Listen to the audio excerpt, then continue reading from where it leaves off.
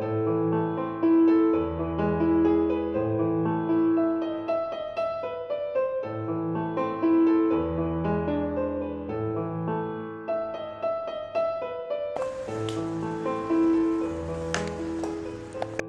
Ritsou, good morning.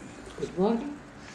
Can you tell me us of a few words about your new book that was published in Scotland after the title The Boy and the Well of Memory? Gladly. This book started 2 years ago, in 2009, when I have seen the photo of a boy. The boy exists, his name is Glenn Wood, of 12 years old, with a poster in front of a well. Actually, this was an historical well. It is supposed that on this unseen well, William Wallace, the national hero of Scottish people, drank water for the last time before he was betrayed and arrested and brutally executed by the English on 1/30/05. And because the well was not in the historical monuments of Scotland, it was rather neglected, and the boy was protesting about this. According to our mythology, we have two wells of historical memory, the well of oblivion and the well of memory.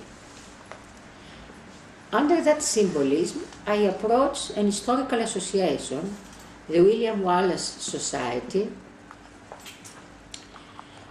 and I came in contact with the family of this boy, Glenn Wood. I visited Scotland. I found a wonderful, warm people that, in my great astonishment, they were asking for more freedom and independence. And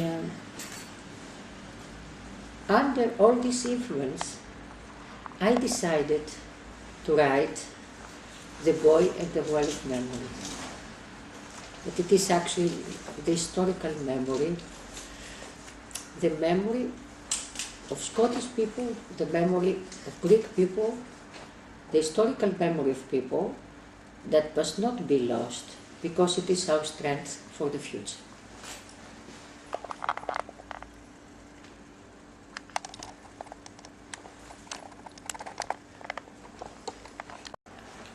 This book was published by O Books.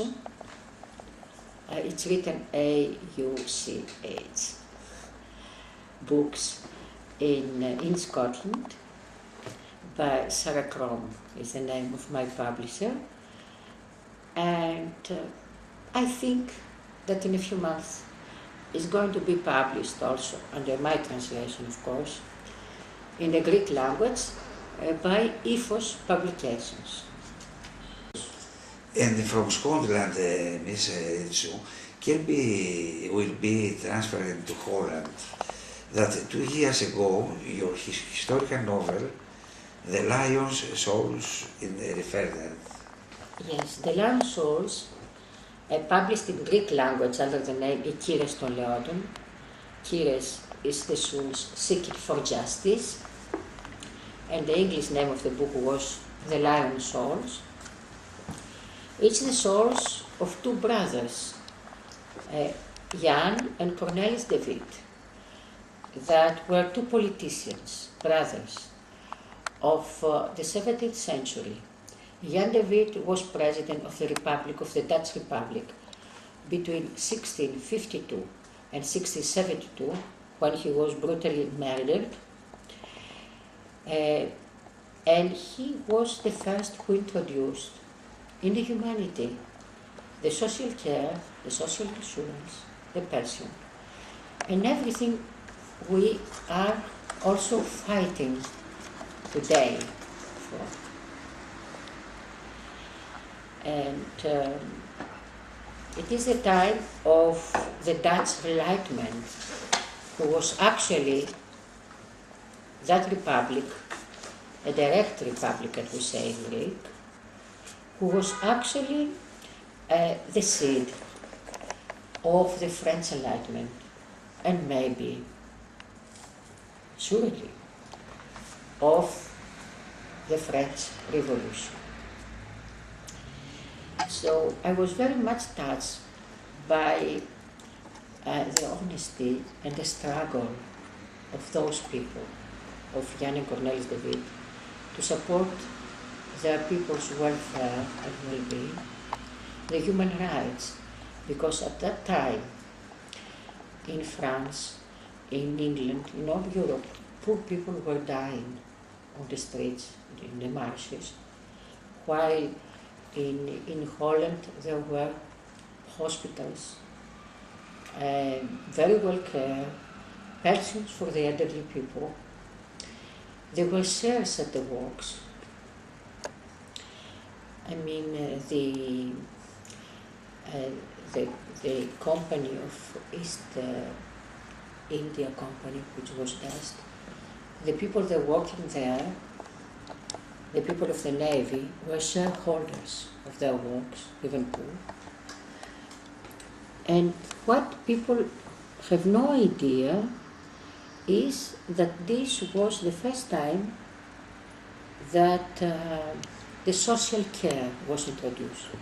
I mean, people were paying something from their salary, from their income, to have a care by the state.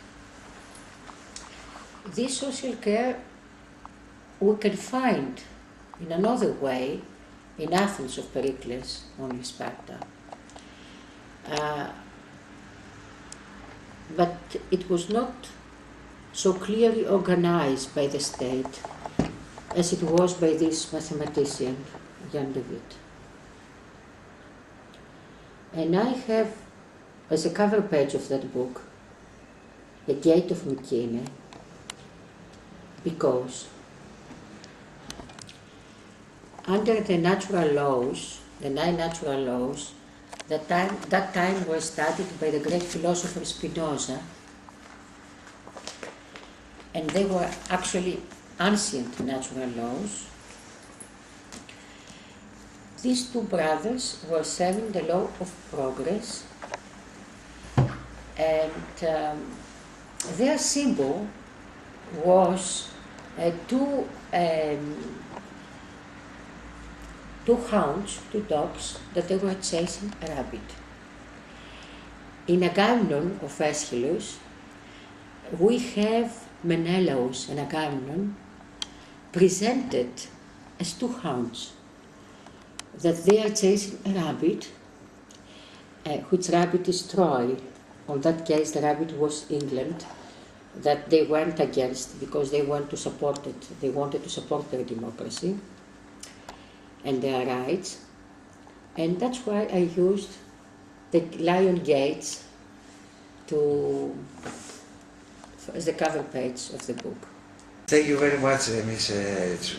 I thank you too. I believe, that historical memory is a huge aspect that is going to give us the strength to go forward.